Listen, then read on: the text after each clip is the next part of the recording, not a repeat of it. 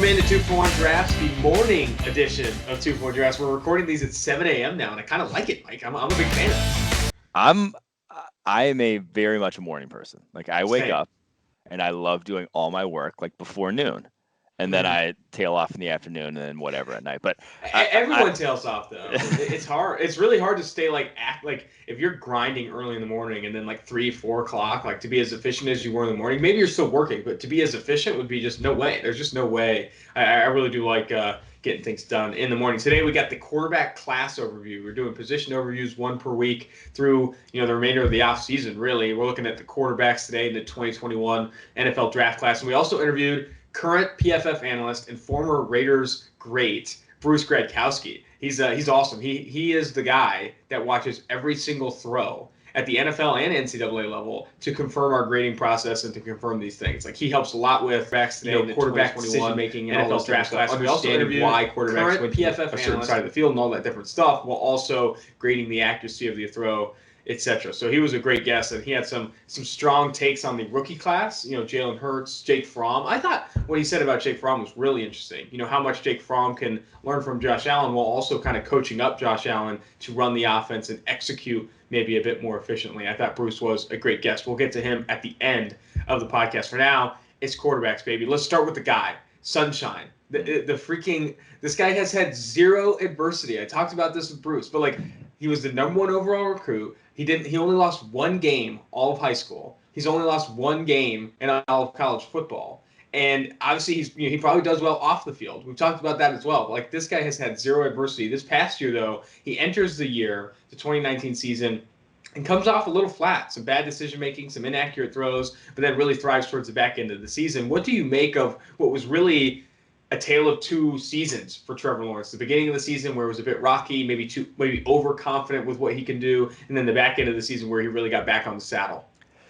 Yeah, so I push back against the zero adversity sort of thing with Trevor Lawrence. Really? That you're trying to push. I think that being as hyped as he is, being the guy who is one of the top recruits of all time, top quarterback recruits of all time, comes in as a true freshman. Like anytime you're starting as a true freshman, that is like adversity in and of itself. You're coming to a completely different level of football and taking over from a guy who was just in Kelly Bryant, who just had them in the playoffs the year before. Like Kelly Bryant was no slouch of a college quarterback himself, and he replaces him out the gate as a freshman. And then to have as much hype as he did coming into this year, everyone's like, oh, he's the #1 pick, surefire. I still say that. I still firmly believe that there's no way that Justin Fields can light it up next year, and it will not usurp Trevor Lawrence's #1 overall pick next year, just because that's how good Trevor Lawrence is, and that's how good he's been over the course of his college career. So I do think that in and of itself, the hype train is adversity, or it does put pressure at least. That might not be necessarily adversity, but that's pressure that is a similar vein. And I think when he, comes out and shits the bed against Georgia Tech in week 1, and then Syracuse a couple weeks later doesn't look like Trevor Lawrence, the guy we thought he was, and everyone's saying, what's wrong with Trevor Lawrence? What's going on? I think that was sort of his wake-up call. That was him being like, I need to turn things around. Then a North Carolina game, only winning by 2. After that, the dude lit, teams on fire. Like he was dominant down the stretch. He was this guy we thought he was. So I do think that the early issues for him was some of just him thinking he could do whatever he wanted, that he was, infallible, so to speak. Like he was trusting himself a little too much, staring down his receivers, not giving up on plays outside the pocket. That's still, to me, one of his biggest weaknesses, is that he gets outside the pocket and he will not throw the ball away. Only had something like a dozen throwaways all last year. Like he just will not give up on plays, thinks he can make every single throw, kind of like Tiger Woods thinks he can make every single shot. That doesn't fly in the NFL. So I think that's probably his biggest thing he needs to change in 2020 in my eyes. But like I said, there's not much he can do at this point to remove himself from the #1 overall pick. Yeah, I mean, overconfidence. Like you see the overconfidence in his decision making and in where he's putting the football, not giving up on plays. And I can get on board with you saying, a ton of hype can apply pressure similar to adversity. However, I don't think he felt that a ton because expectations were low for a true freshman as great as he was going against Alabama, going to the college football playoff. People did not expect him to do something that literally no one has ever done. You know what I mean? But entering year 2, obviously the hype was absurd. Entering year two, starting at Clemson, the hype was absurd, and that overconfidence kind of shown out. And then also against LSU late in the season, I think there has been enough hype to where that's applied pressure on Trevor Lawrence. No adversity, whatever it may be. But let's jump to Justin Fields. With Trevor Lawrence, we've already talked about it a ton. I'm glad you brought up a weakness because everything everyone else brings up is usually a strength. Arm talent, accuracy, looks the part, big, athletic. Can we talk about his athleticism before we jump to Justin Fields? Yes, this guy's like a please. legit. This guy is a legit athlete, like not sneaky athletic, none of that. Like this guy is a legit athlete, can like run with the football. He might. I said I think he runs like a 4.6 flat at the combine. Oh, he might sneak into the 4.5s. The dude, you saw him running away from Ohio State linebackers, like separating down the football field. I think Malik Harrison, he was running away from in that game. And the fact that they could just completely sort of scrap their offense for that Ohio State game is because they knew that, one, their wide receivers weren't winning on the outside. The offense is predicated on a lot of ISO routes on the outside with guys like Justin Ross and T. Higgins being able to win.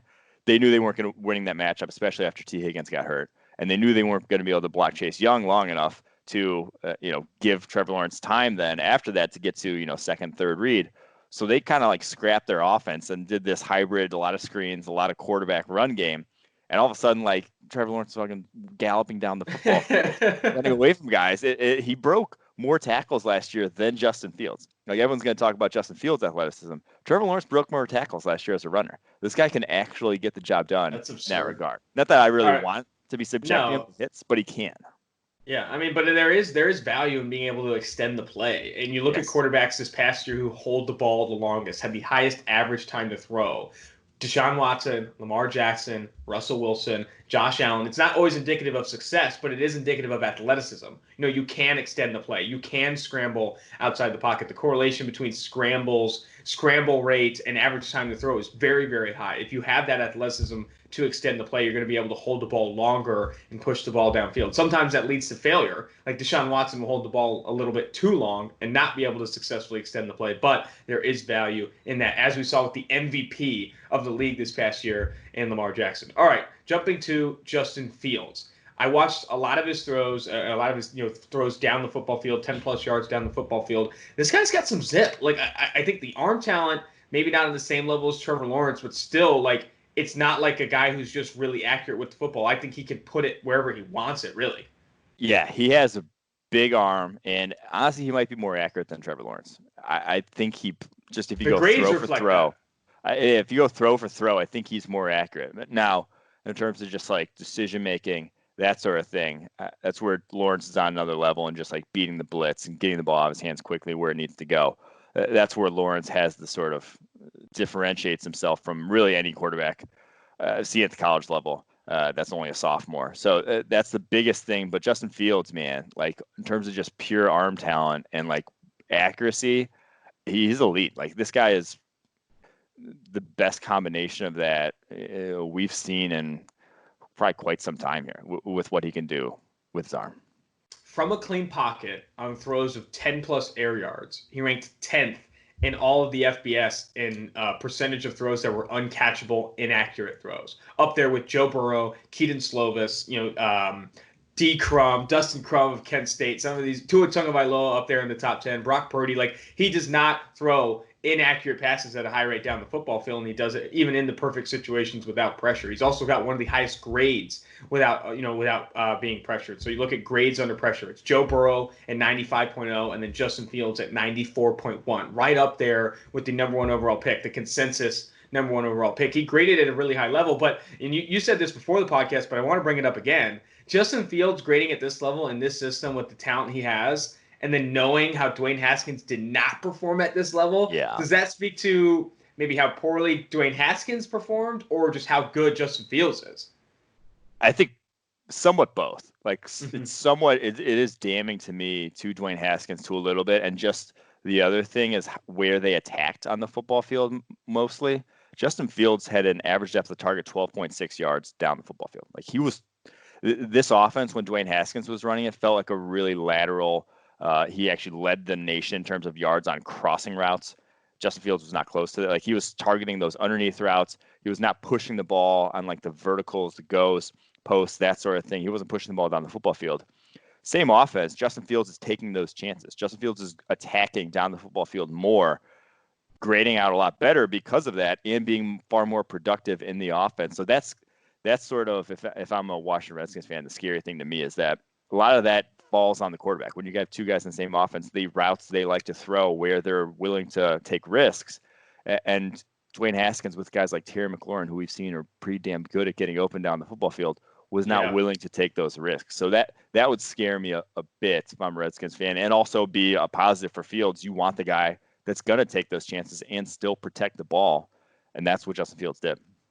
I mean, if you look at clean pocket throws past the sticks, highest grade in college football this past year, Joe Burrow. Second highest, again, Justin Fields. This guy who's pushing the ball downfield in an ideal situation from a clean pocket, which has more stability than under pressure, and doing it at a very, very high level. Building off that and being one of the highest graded quarterbacks in 2020. I know you said there's nothing that could unseat Trevor Lawrence, but is it as easy as 1-2? Trevor Lawrence, Justin Fields. Like, do you feel like you're confident in those two being the first quarterbacks off the board? Those guys being the first two picks off the board?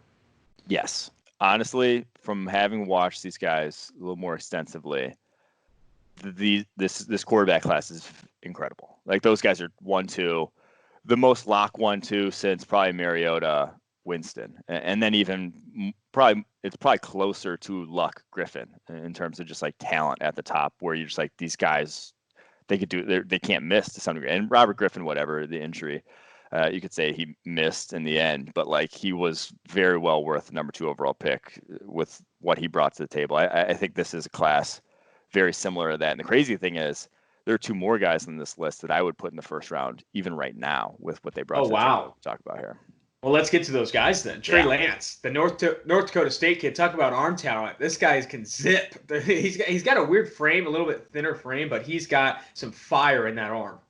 Yeah, he's already put on like 20 pounds, I think, in college. He's already like bulked up considerably in that redshirt year, but he has cannon for an arm. And he is probably, even of those top 3 guys, I think he's it's tough to say he's the most athletic, but like and it's difficult to gauge because he's going up against far less competition. Yeah. But he basically knew when he dropped back to pass, he's like, if it's not completely wide open, I could pick up like 10 yards on the ground with my legs, like anytime I want to. Like, that's how good he was at escaping. Really no fear in terms of like getting hit and taking sacks, because he knew he could get out of tackles. Like, he did it all the time. They're on tape. And so that was almost a gift and a curse, because you see him kind of unwilling to throw into tight windows a lot and holding the ball, some Aaron Rodgers-esque-ness to his game in that regard. And that's also why he only had 4 turnover-worthy plays all year long, is because he wasn't taking bad chances with the football if nothing was there, and he was then running with his legs. So I would like to see more of that, make more chances, more throwing with anticipation in 2020.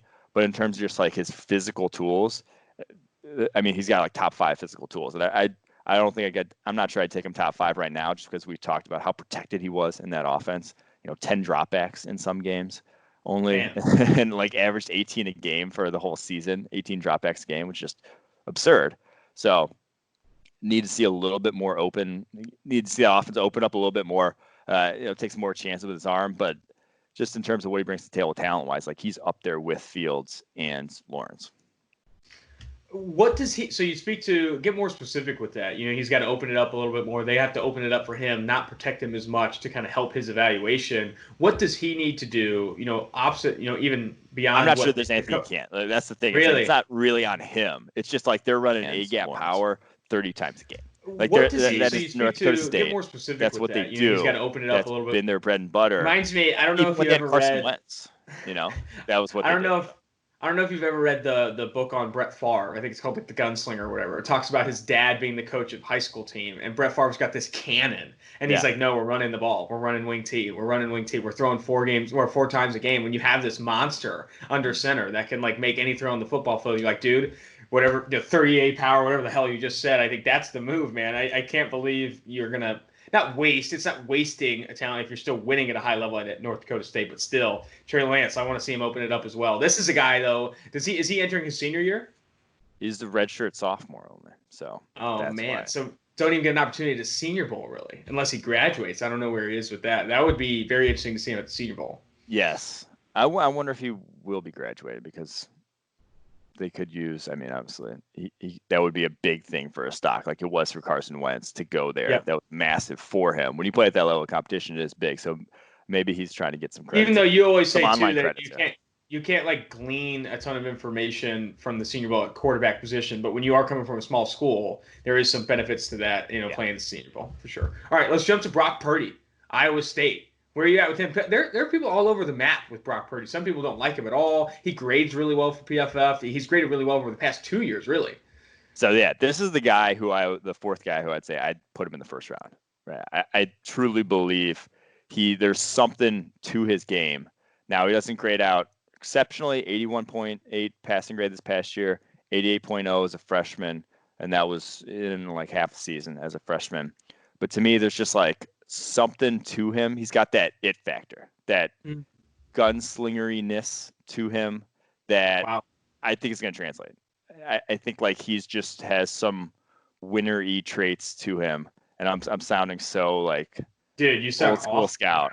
I know it's so bad, but like there is something to it, and his stylistically, he's very similar to Johnny Manziel, and that's I'm not sure that's a great thing, like to be a kind of a scrambler, but I mean that's kind of like Tony Romo-esque too. That's like what Romo was, but I think he's a little more athletic than even that.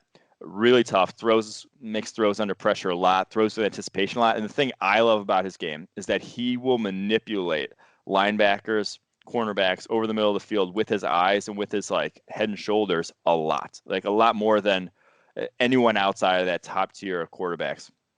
He does it the most in terms of because he has to. Like he has when teams play man coverage against Iowa State and he has guys one-on-one across the board, they are not winning. He has to, do something to be able to get guys open in that offense. And he does a great job of it. Like guys shouldn't, and I said this on the last, but like you shouldn't be putting up the numbers he does at Iowa State. Like they don't have talent. It's not a talented school in terms of what they're bringing to the table. There's only one guy in that offense besides him that might get a sniff from the NFL, and it's the tight end. It's like the last person you necessarily want.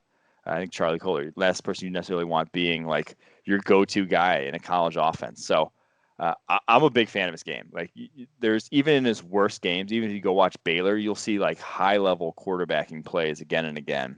So to me, I'd put him in the first round sort of conversation right now. And overall hasn't graded really well, but when you look at the situation, not when he's from a clean pocket or the top 15 grade this past year, a top 15 PFF passing grade from a clean pocket. When you look at clean pocket past the sticks, ranked inside the top 25, and then also on the uncatchable inaccurate passes from a clean pocket, 10 plus yards down the football field, he ranked 5th this past year, right behind Joe Burrow. Joe Burrow 23.7%, Brock Purdy 24.3%. So there are some numbers that do support that he has some success in ideal situations. Under pressure, don't see him inside the top 50 even in how he performed here. But I mean, it's looking at clean pocket situations, stuff that really is stable, that translates from college to pro. There are some impressive numbers with Brock Purdy. All right, let's jump to the next guy here. You're calling that guy a first rounder right now. You're getting excited. The winneriness. Yes. The winneriness is what's taking him to the next level. I'm excited to see what he does this next season because, like I said, he kind of took a step back from a grading perspective, but I think like all the talent's there for him. And I just, it's difficult to sort of quantify exactly why, like the winneriness that I love about him. But I think there is something to just like, this was a bad situation, like bad offensive line, bad receivers. He still played a ton of winning football. Like he still like gave them shots in a lot of different games. Elevated the supporting cast. And exactly. and I talk about this a lot too at the NFL level. When you have a quarterback that can elevate his supporting cast, you put him in a different tier than guys that need a good supporting cast to put up good numbers and win football games. All right. And he's accurate, has a quick release, and like has good size in terms of like 6'1", 210. He's not tall, but like he's solidly built and can take a hit, that sort of thing. What's his off field like? If we are making the Manziel comps, we're gonna need to dive in. We're gonna need to make sure we're all good. We check all the boxes on that front. Anyway, jumping to Jamie Newman, the Wake Forest Georgia transfer. He's a guy that graded really well throwing down the football this past year. We watched a lot of his throws last year, thinking there was a chance he could come out for the 2020 NFL draft. These vertical lead throws down the field to Sage Surratt this past year were great. Where else does he have success? Well, he's really dynamic in the run game too. This guy, I mean, is like an added running back. Like he is very good in that regard. You can use him any way, shape, or form you really want to, and that's a big value add at the NFL level. We've talked about that a lot. Like if you can get that guy to open up the entire playbook, it'll make his life easier too. Like it gives you easier looks as a quarterback as well. They used a lot of RPOs in that offense. Like they used that as well in that Wake Forest offense last year. And his biggest strength is his ball placement down the football field. Like his ability to recognize one-on-one opportunities. And he had two guys in Scotty Washington last year and Sage Surratt, big dudes who could go up and get it. And he gave them a lot of good opportunities. Like he gave them good chances to make plays. And that's why his grade also went in the tank when he didn't have Sage Surratt last year. Like he did not, like in the Clemson game, a couple of the games at the end of the year, he just was not the same guy. It's because he didn't have guys who were able to make those plays, those big plays that he relied on, that he's good at, like getting to those guys he didn't have. And so that's why, honestly, he reminds me of a more athletic Jimmy Clausen, which is obviously not great when I'm saying it. But like you go back to Jimmy Clausen's career, he was just throwing kind of these, I don't want to say Hail Marys, but he's just a lot of, jump balls, a lot of vertical throws to guys like Golden Tate, Michael Floyd in that Notre Dame offense back in the day. And it looks good. And his ball placement on those is great, but you got to have more than that. You can't just hit vertical throws at a high level in the NFL, like those straight goes and posts, that sort of thing. You can't just be good at those. You got to have more than that. And I'm not sure we've seen that yet from Newman. The good thing is, though, Georgia's offense is going to ask him to do a lot more than that. Like Georgia's offense attacks a lot of dig routes, a lot of intermediate over the middle of the field, which he was not attacking there at Wake Forest. There you go. Better situation to see if you can evaluate that talent. All right, KJ Costello, another transfer going from Stanford to Mississippi State. Mike Leach's Mississippi State. We were talking to Bruce about this too. Do you think he's going to kind of take the next step with Mike Leach? Could he have success in that system? So it's interesting because system-wise, so different. Like it'll be very different from what he did at Stanford. 100%. Yeah, Stanford's like even when it's just like pure passing concepts, they were oftentimes it was ISO sort of concepts, like which guys has the most favorable one-on-one matchup. Like a lot of isolation routes in that Stanford offense, and that's why it looked great when he had J.J. Arcega-Whiteside, who could win those and who was really good at that. And it looked pretty much like ass last year when he didn't have guys who could win a lot and was just pressing and forcing the ball into a lot of bad situations. But Mike Leach's offense is far more predicated on attacking space and attacking like multiple, knowing how a couple routes go together, 2 or 3 routes go together, and where the defender is between those, and then attacking from there. So it's going to be very different. And I'm curious to see, like, this could be very good for his draft stock, because that's something he needs to prove, is that he can read which is my most favorable situation here, and attack that and go to that guy. Something he was just bad at doing at Stanford, was figuring out his best course of action, and would just throw into so many contested situations that were just not good. So I think it could be really good for his draft stock. I'm not going to make a massive prediction that he's going to go there and be lights out. I don't think he will. I just think that he still kind of is who he is.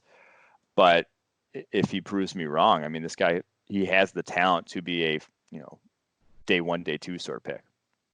Well, with KJ Costello, and you compare him to Anthony Gordon and Gardner Minshew, is this not easily the best arm talent Leach has had under center in a long time? Yeah. Oh, yeah. From that perspective, yes. I mean, he has. I'm interested to see that. I'm interested to see what that looks like. Like, what does that look like in Mike Leach's team? What we've seen over the past, 3 or 4 years is guys with noodles operating it with that winneriness you speak to. That very accurate. Let's not only call it moxie and winneriness here. Let's call it accurate. Chase. Gardner Minshew and Anthony Gordon were both very accurate with the football, made good decisions, read the football. Made quick decisions. I think if you can get that same decision making, that same quickness and accuracy from Costello, while also having the arm talent to hit the harder throws, it could be an impressive year Yeah, could be a very impressive year for Costello. All right, jump into one of my guys. I really like Tanner Morgan. I went back and watched a lot of Rashad Bateman recently, and also watching Tyler Johnson. You see what Tanner Morgan can do, and he also earned very very high grades over the course of his career, specifically from a clean pocket. Top 25 grades from a clean pocket. He ranked third in uncatchable inaccurate percentage, throwing downfield from a clean pocket, right behind Keaton Slovis at their number two. I mean, accurate down the football field, good from a clean pocket. I think Tanner Morgan's getting slept on a little bit, right? I didn't love him. Now, I don't Okay. think he's so. I'd put him sort of like round 3, round 4 at the moment. I don't know if that's getting slept on or whatnot, but the biggest thing for me was just like blitz recognition and like he just was bad at recognizing when blitzes were coming, when to attack after that, making a quick decision versus the blitzes. He only had a 59.7 completion percentage when blitzed this past year. His grade went from 90.0 not blitzed to 79.1 when blitzed, which isn't great, but like that was an offense where I mean, shit, Tyler Johnson and Rashad Bateman got open like ad nauseum. Those guys were open. Like it was a favorable sort of system and favorable sort of setting for him to succeed with how much talent he had at the receiver position. So his grades should look good, and they did. And I, like I said, third, fourth round is kind of where I see him. I just don't see a lot of high level throws down the football field. Another guy who like his best throws are him leading Rashad Bateman on a go route. Him heaving it up down the football field and guys running underneath it. Like I don't see him putting it in too tight windows over the middle of the field a lot, even though he does throw well with anticipation in that area. You see it on tape numerous times where he will, throw that dig route before it even gets to the top of the route and throw that slant route and the glance route. And they do that a bunch in that Minnesota offense. But I just didn't see him like fitting in tight windows, really peppering in the middle of the field. And I think to some degree, you still have to be able to do that at the NFL level. You can't just rely on, heaving it up and letting guys run underneath it. But I mean, Gardner Minshew's had success with sort of a similar, I guess, arm level that I think Tanner Morgan has.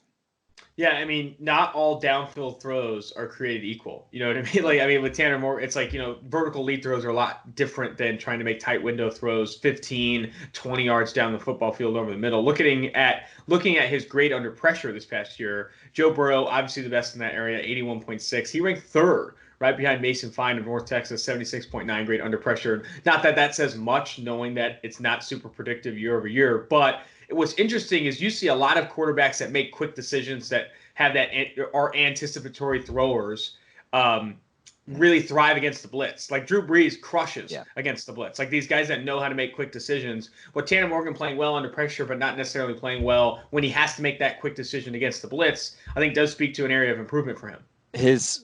The thing about his under pressure is he's so good at throwing without his feet set. He's one of the best in this class in terms of like he doesn't need to step in and really, drive to get the ball where it's going. I noticed it numerous times. Is he'll just like he'll be drifting away from his right tackle, getting rocked, and just put the ball exactly where it needs to be. Like he can throw on the move, off platform, as well as anyone in this draft class. He's very good in that regard. And that's under pressure passing like a lot of times. It's because your feet aren't going to be great. You're not going to be stepping into a throw. It's not always you're stepping in the throw and getting rocked. It's oftentimes it's just you don't have an ideal situation in the pocket, and he was very, very good at that.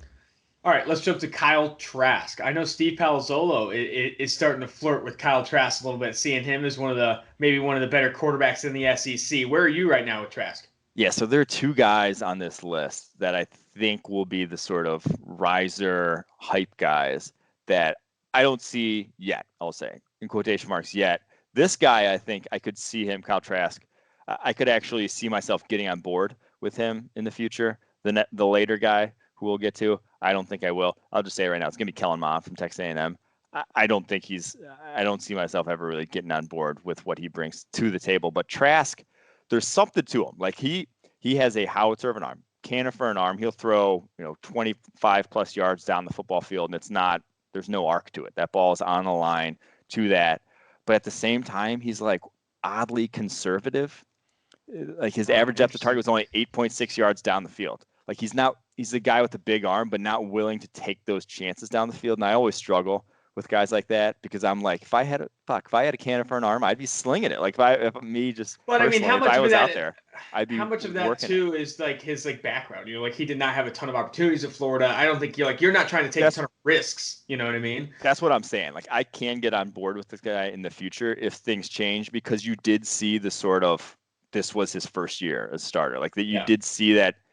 I wrote down here hesitation on his tape, that he didn't look comfortable all the time. Like there's a lot of that on his tape, that if that cleans up, you have a ton of talent here. He has a massive arm. He makes some really nice throws down the football field, but you could just kind of see the wheels spinning a little too fast at times in his head.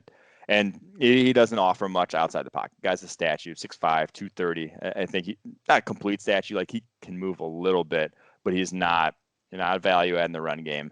Not going to be throwing on the move a ton. So the other thing I wrote down here is he toes the line between pocket obliviousness and fearlessness. That's sort of the Daniel Jones line, Yeah. as it were, where a guy, you can't really tell. It's like, because will stand in there, make throws with guys bearing down on him. It's like, did he actually see that guy, or was he just, or was that just like he thought he was a completely clean pocket, and you saw him like having a few fumbles over the course of the season because of that, and take some sacks where it's just like, damn, I don't think he ever saw that guy hit him. So not that exactly should come with sure. experience, so maybe. But yeah. I mean, again, a lot of it is just the small sample size we have, and I think you're playing on a short leash too, like knowing that, like, hey, like there are doubters, dude. They're like, you're coming in, obviously with the Felipe Franks there, but it's like, I don't know. I think Kyle Trask, some of that risk adverse style of play, that conservative style of play, could go away when Florida kind of fully backs him as the starter, and they say, dude, let's open it up. Let's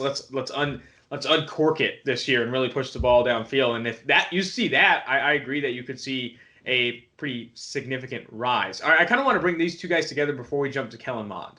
Shane Buechele and Sam Ehlinger, two former, Shane Buechele, former Texas quarterback. They're both Texas boys, now playing for SMU. Looking at how these guys grade really well under pressure, but you don't see a ton of consistency or high-end grading from a clean pocket. And I feel like they're similar in that regard, in that they have some of that innate ability to play the quarterback position. You see some of these plays like under pressure, throwing down the football field, that moxie, that winneriness. But then when you look at it from a consistency standpoint, I feel like there are concerns in both of their games.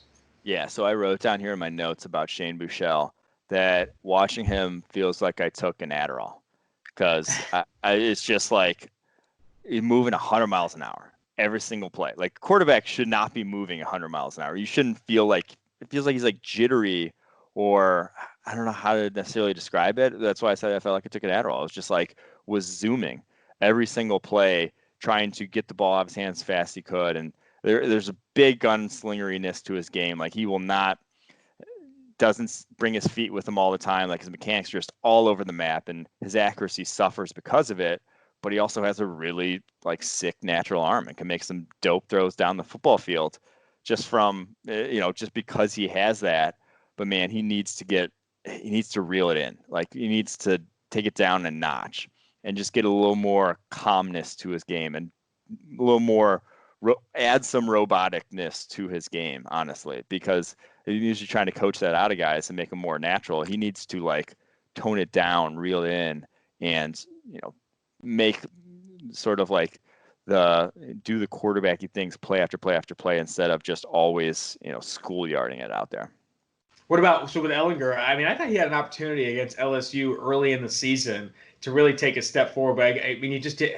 I just don't think he rose to the occasion really, and then kind of fell flat towards the end of the year as well. Yeah, so he doesn't have a great arm. It's like good enough though, and he actually really improved this past season. The biggest area where he improved was just his ball placement and accuracy down the football field. He was just much better on throws downfield, threw with much better anticipation, I thought, on those sort of throws. Was something he needed to make, and that's good. Like he's made big improvements over the course of his 3 years at Texas. He went from 66.4 grade as a freshman, 85.7 in 2018 to 90.1 this past year. So that's a really big upward trajectory. And like I said, he cleaned up a lot of some of the things that I wanted to see cleaned up. But the biggest issue for me is his pocket presence. He will, one, lock on to receivers a lot and just not get past them. And then two, when he does get past them, a lot of times it's panic mode. Like it is, he goes to the top of the pocket, first receiver's not open. Instead of knowing where to go right away with it and looking natural with it, you just see him freeze there. And so he still takes a lot of sacks, ends up scrambling a lot, even though he's not the guy you necessarily want scrambling. Like he's in that tier of athleticism where he thinks he's athletic enough to get out of pockets, but he's really not. And it's not going to happen at the NFL level for sure with him. So it's that sort of pocket presence and getting past his first read. That's the thing that still needs to get better in 2020. Last but not least, Kellen Mond. I mean, I've seen some hype that this is the guy that Jimbo Fisher is going to turn into a first round pick, because he has this talent or whatever it may be. Watching a lot of Courtney Davis last year and even some of Kellen Mond before the podcast, I don't see the innate ability to play the quarterback position as much as I do with some of these other guys. And when you don't see that, and Seth has said this before, when you're just not playing quarterback well, but you do have some of these tools that people like, and like some of the arm talent that people like, it's easy to fall in love with the wrong guy. And I think maybe people will with Kellen Mond this year. So Jimbo Fisher's offense is great for showcasing quarterbacks. Like it gives you so many chances to attack that intermediate level of the football field, past the linebackers, in front of the safeties, a lot of dig routes, a lot of posts, a lot of times, working in that area, which is, like we said again and again, that's like the area the NFL works in. That's where you got to be able to attack to live and play quarterback in the league. And so Kellen Mond throws there a lot. He doesn't throw there accurately a lot, but like he has a lot of throws to that level of the defense. And I think that's why a guy like Christian Ponder get overdrafted, just because of that offense. Why Jameis Winston's the surefire number 1 overall pick, even though he still only attacks there and like still hasn't improved, because of a lot of it, like in that offense, is very translatable. But I think that's also when you're not good in that offense, like Kellen Mond has been, then that's also like, oh, then he probably won't be good in the NFL. So he throws well on the move. Like that's his biggest thing. He had one of the coolest throws, or one of the best throws of anyone last year, early in the season against Texas State, moving to his left, throws it like in a bucket, probably like 35 yards downfield. Really nice throw, but the consistency is not there. Accuracy all over the place. And to me, just watching his tape, it was like he decided where he wanted to go and then wasn't going to change that no matter what happened. And now he's not throwing a lot of turnover-worthy plays, but he's just throwing into a lot of just covered receivers, and wouldn't come off guys who were covered, and was still just going to force it there. And if you go back and watch the LSU game, to me, like that looked like a quarterback on tilt, seeing ghosts, whatever you want to call it. Like I like seeing ghosts. Everything sped up for him. Like you could see his feet, his arm, everything was going faster than it was supposed to be. And that's not the opposite of what you want. When you're going up against a good defense, when it's, you're behind and having to come back, you don't want to see the guy visibly pressing. You want to see him look like the exact same guy. And so the fact that he was still, after being, after as much football as he's played at this point, it was 2.5 years as a starter, it's concerning.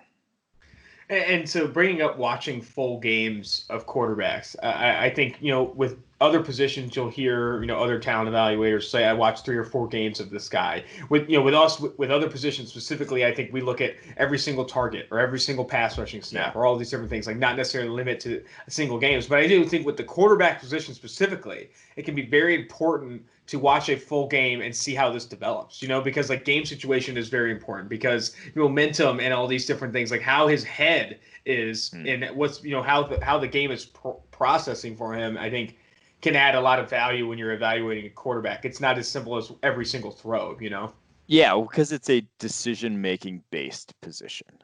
And then when it's a decision-making based position, the sort of decision is also dictated by the situation. And so then situation matters. And then obviously scheme will then matter more, because like you can not have options. Like you can not have options in an offense. Like sometimes a throwaway, and an incompletion is a good play for a quarterback based on what he had. So you have to be able to take all that into account.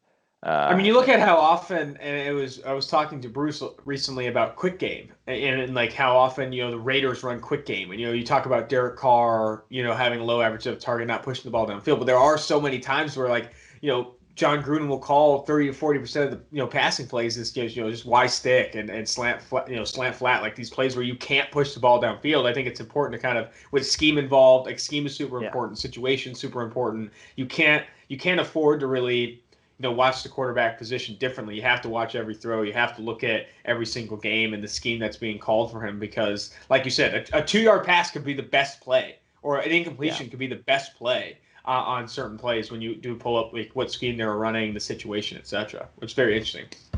Anyway, well, let's jump to that Bruce Gradkowski interview. We're going to close there. This sounds like a very good quarterback class. That does not feel like there's a drop-off similar to, Joe Burrow, Tua, and then like drop-off Justin Herbert, drop-off Jordan Love. I think Trey Lance could enter the first-round conversation, like you said. Brock Purdy. I mean, there's things to like about Trask, Newman. There's a lot here. Tanner Morgan, maybe, if he steps it up a bit. I'm a big fan of this class already. I'll be honest. Should be a lot of fun when a college football season happens. I'm not putting that evil on you, my friend. When a college football season, I hope it does happen. Anyway, let's jump to the Bruce Gradkowski interview. Thanks, guys. Joining the 2-for-1 Drafts podcast is former Oakland Raiders legend. I have to say, Oakland Raiders legend, Bruce Gradkowski, also current quarterback analyst, PFF analyst, does a great job on the data collection front, analysis front for PFF. Anyway, Bruce Gradkowski, Bruce, it is a pleasure and honor to bring you on. Joining the 2-for-1 Drafts podcast. What an introduction, AG. Thanks, man. I don't know if I'm a Raiders legend. But man, we had some fun times Bruce out Gradkowski, there. also some great stories with Al Davis, man. He was a trip. I should have borrowed some of his cologne because you could smell that from a mile away.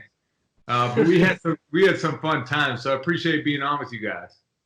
Of course, man. I mean, I say Raiders legend because when I was a kid with season tickets with my dad, I mean, you were the guy. Like, you were of the many quarterbacks we had, the Raiders had, you were one of the guys that was like really, won a couple good games for us. So I'll side with you there. I want to start here, though. The reason we're doing this is because we're doing a podcast on the 2021 quarterback class and really giving it an opportunity to look at quarterback evaluation and how PFF goes about it, how the NFL goes about it. I want to start with this, though. What's the biggest learning curve, in your rookie season at the quarterback position? Because I feel like it's going to be even steeper with this abbreviated offseason due to COVID-19. I'd love to hear from you, podcast, what you felt like the biggest learning quarterback class and really give it an opportunity to look. Well, you're absolutely right. I mean, with this COVID going on and you're not actually in the facility right now, it's great. We can learn off of Skype, Zoom meetings, however you can, and getting to grasp the offense. But, man, there's nothing like getting on the field, interacting with your coaches, the wide receivers, throwing routes, getting that timing, the footwork down. That's different because the speed of the game is the biggest change, the biggest difference from college to the NFL. These quarterbacks are used to sitting in the pocket and having to navigate or make one guy miss or, move away from this push. But, man, in the NFL, that the pocket just it engulfs you very quick. And I think that's the biggest learning curve. So you have to think, normally you go through an off-season program, April, May, June, 3 months of learning the offense, working out with your teammates, building that camaraderie so your confidence builds. And then you have a rookie OTAs and then a veteran mini camp. So there's a lot of football on the field. So then when you get to training camp, this is like the second, third, fourth time you're learning this offense again, and then you're going to put it to use on the football field. So it's going to be the first time for Joe Burrow, Tua, Herbert, Jordan Love. When they actually get on the field, it's probably going to be training camp, and that's a big difference going into the season, especially if you're expecting Joe Burrow to start some games early on. How would you power rank? So to throw that out the window, I guess it's kind of semi-related, but like in terms of just watching those 4 quarterbacks, those 4 first-rounders, in terms of NFL readiness, how the things they do will translate to the league right away. How would you sort of power rank those 4 in terms of how steep you would expect their learning curve to be, in 2020? I mean, I definitely think Burrow and Tua are at the top of the list. I mean, those two, from a physical standpoint, can get it done. Joe Burrow has the rhythm, the footwork, the timing. You can tell he understands it. So it's going to fit in pretty well with Zach Taylor's offense.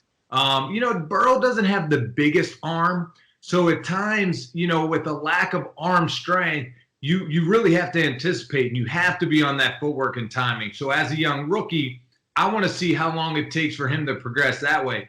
Tua is very instinctual. He has a great base about him. He is very twitchy. He could get that ball out of his hands fast. He's always in a good kind of stance, in a strong kind of balanced stance about him. So for Tua and Burrow, I think they'll come on pretty quick, learning the offense and at least being able to execute. Justin Herbert's a big physical guy. I think he's going to take some time, and I think him and Jordan Love are in good situations that, Herbert can sit behind Tyrod Taylor. I don't think he's going to get forced into action. And Jordan Love, the same, even more so, can just sit behind Aaron Rodgers and learn. I mean, I think Love is a very natural passer, very natural arm strength in release and footwork. So I put Love above Herbert as far as that aspect. But, it's going to be tough just overall. But I think Tua and Burrow definitely have the physical skills. And the thing with Tua, he's very instinctual, him and Burrow. So I think they'll be able to make plays pretty early on. Knowing that, with Joe Burrow, you've been in the Bengals organization. He's entering a unique situation with COVID-19. What advice would you give Joe Burrow, knowing what he's going into this rookie year? This offensive line isn't great. Defense is still very young and improving. The coaching staff is very young with Zach Taylor at the helm. What advice would you give Joe Burrow to take on for this 2020 season? I would tell him first it's going to be a process. Don't think you're going to conquer the world in a day or learn the offense in a day or win a Super Bowl in a day. Take it one step at a time. Really zero in on what you can control and lead by example early on. And also I tell him, look, man, it doesn't matter if you're a rookie, if you're a 10-year veteran, you are the quarterback. So take that huddle as if you're the man, because no matter the age of guys in the huddle with you, when I was a rookie and I was in the huddle with Mike Allstott, Joey Galloway, those guys still looked up to you even though you're a rookie, because you're the quarterback. You're calling the plays. You know the offense. You understand what to do. So I think if I'm giving any, especially Joe Burrow, who's going to play early on, is look, man, take that huddle like you own that, because it is yours, and lead with that kind of confidence. And he seems to have that swag about him. And that's a big thing, man, because that's where you're a temperature changer in the locker room. That's where guys will gravitate towards you, and you'll raise the level of play around you. And I think Joe Burrow brings that. But also, like I said, don't try to conquer it in a day. Realize it's a process. Take it one step at a time. And sometimes as young players, we try to do more than what the offense asks us to. So just operate the offense. That's all you have to do. You don't always have to make the 50-yard bomb throw. Sometimes the best play is a check down. Sometimes the best play is a throwaway, and then you punt to make it to another series. So those are things young quarterbacks are going to have to learn and get used to in the NFL. Like, punting isn't a bad thing.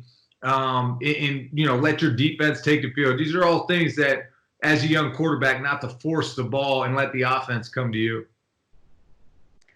Ed, is there anyone, so we harped on those top four in the first round, but is there anyone who maybe it was the situation they fell to, or just the talent that you liked or saw in the pre-draft process that you thought, hey, where he went, this guy's a real shot of maybe starting as a rookie, maybe not even starting just as a rookie, or having long-term success with that franchise? Well, I always like Jalen Hurts coming out. I mean, we talked about it. Like, I was a fan of Hurts because of his background. I love seeing guys that have handled adversity, have been through different situations. He's always handled himself like a pro. He's a great locker room guy. He has and brings athleticism to an offense, and it's different. Guys give him a knock that he's not an anticipatory thrower, which he's not. He's a see-it-throw type guy. But from the combine, from the Senior Bowl to the combine to his pro day, you saw him continue to get better each and every step of the way. So for the Eagles to take him, I thought that was cool. And then I'll tell you what, Jake Fromm with the Bills, because he's a guy that will execute your offense. He might not have the biggest arm and not look the part like a Justin Herbert, but I'm telling you, a guy that's going to operate your offense, he's going to be accurate. And he's different than Josh Allen. I'm telling you what, he could probably operate that offense better in a sense of what coaches are asking you to do. Now, he doesn't have the big play potential like Josh Allen brings with his legs and his big arm. But I like that move forward from because it's a good situation. Sits behind Josh Allen and can help Allen grow in that role as well. So I'm a fan of Fromm and what he brings to a team as well. Let's take a step back a little bit and talk about quarterback evaluation. I know your role at PFF, you play a part in grading every single throw at the college and NFL level. So let's talk about quarterback evaluation. When you're evaluating a quarterback from the college to the pros, what are you looking for as key traits or key things in the tape or even in the interview process that you feel are very, very important to translating to success at the quarterback position in the NFL? Well, I'll tell you what, Austin, grading all those throws, especially in the NFL, from Sunday night to Monday morning, when I get done, like Monday afternoon, I'm like, what did I just see? You're watching so many throws at once. And just flying through them and trying to see so much. So it's really cool to be able to watch everyone, and especially the college guys. And I think as I watch guys play, I'm always interested in their eyes. Like, what are they seeing? What are they looking at? And if they look confused or if they're playing decisive. And I like to see where their eyes are starting, what they're looking at, how they're reading, and then their footwork. Does their footwork tie in with that? And decision-making. Sometimes I'll look at guys as interceptions or their turnover-worthy plays. And I want to see if they're making boneheaded type decisions because, those things are going to happen. Interceptions are going to happen. Fumbles in the pocket, it's inevitable. But are they kind of forcing the issue and throwing across their body as they're scrambling right and just careless with the ball? I like to see those things. And then the biggest thing I like to see, though, is the guy's grit. I like to see, and I could tell if he can stand in there, make the big play from the pocket. And I know, us, in the media and, just the sexy look is making a great throw, get hit, in the chin. That's great. But also I want to see these guys operate with a clean pocket, because if you're not hitting these throws in a clean pocket, then I can't really see you making these throws when pressure's in your face. So that's a key thing I look at as well. But I'll tell you, from a quarterback position, I always look at the mentality of a guy. Does he have athleticism? But he's got to be mentally tough, and those are some things I pick up as well. And it's hard not meeting the guys. But that's things I enjoy and want in a quarterback. Has starting with PFF changed maybe any of the way you see the quarterback position? No, that's a good question, Mike, because I think it is about – initially, it's that sexy pass that the guy's getting hit upside, the chin that you want to be like, man, he's tough. Oh, man, what a throw. But then, because I was that guy. But then when the pocket was clean, was I making the necessary throw downfield? Was I being accurate? And I like to see that because when things are clean around you and the coach does call the right play and the receiver is open, you got to nail those. And so I think, working for, PFF here, I've really enjoyed that. I've enjoyed the access of guys, our guys, they put in a ton of work and time. And that's what I've been impressed with is we got legit coaching staff at PFF. I grind the tape each and every week, each and every burn an hour of the season, college and NFL. So it's legit when our grades come in. So that's what I've been impressed the past year of, man, these dudes know what they're talking about. These meetings in the offseason that we have every week, every day, how to continue to make our grading better and just more stable and everything like that, continue to get better. It's amazing because our guys know a lot of good football and we're not, it's not like we're, nitpicking, because we like this guy better than that guy. It's real life watching the tape and grading that way. And you got guys, if I'm curious about a throw and I'm kind of unsure, there's like 10 or 15 guys that you're throwing it to get their opinion as well. So I've been very impressed with how the grading system is at PFF. And I think it's really cool how we do it because there's a lot of guys that know their stuff and that really grind away at the tape each and every week. That's good to hear, man. I mean, I think that's positive feedback coming from, a former NFL player that best play was getting hit in the chin, throwing downfield, but seeing how valuable the consistency from the clean pocket is and how stable that is, I think can change your opinion. Let's jump to the 2021 class, looking at this quarterback class, because you got two massive names, guys that are going to be talked about for the number one overall pick in 2021 from here until next April. Justin Fields and Trevor Lawrence. I think Trevor, I know Mike's all in on Trevor. Justin Fields maybe creeping up a bit. Compare those two quarterbacks for me, and who do you like most? Well, man, I'm excited to dive into these guys even more, and I've started to. And I'll tell you what, Mike, I was just like you. Like, to Trevor Lawrence, he's a sexy pick, man. He looks the part, great release and delivery and athletic. But I'll tell you what, man, there's some things I'm concerned about. He has to start making better decisions. I was watching his Louisville game today, and, that's just not going to fly. You can't be late throwing the ball down the middle and expect to make a play and just heaving it up at the end of a half when you're in field goal range. And there's things like that he's got to get better, and he's got to show more consistency in this next football season. And I was unsure about Justin Fields. I was, curious, oh, man, why do we have him ranked so high? Let's take a look. And I was watching him. I'll tell you what, just a few plays that I watched, his timing and rhythm, he knew how to throw the ball that way. He was making smart decisions. I even put in Trevor Lawrence and Justin Fields with some of the combine QBs and draft QBs of this year, of 2020.